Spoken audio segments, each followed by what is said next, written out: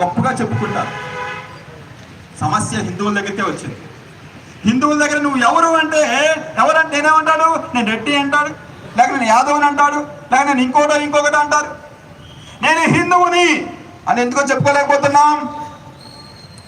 హిందుత్వాన్ని పాడు చేసేది వేరెవరో కాదు, హిందుత్వానికి నష్టం కలిగించేది వేరెవరో కాదు, హిందుత్వానికి నష్టం కలిగించేది హిందువే.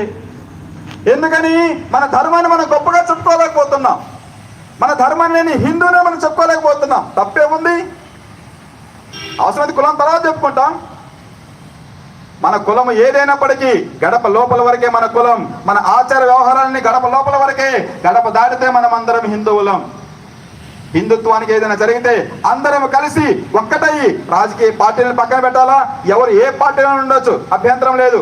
కానీ హిందుత్వానికి ఏదైనా జరిగినప్పుడు అన్ని పార్టీలని పక్కన పెట్టాలా, మన ప్రాంతాన్ని, మన కులాన్ని, మన జాతిని, మన వర్గాన్ని అన్నింటినీ పక్కన పెట్టాలా, ఏకమవ్వాలా, కాపాడుకోవాలా.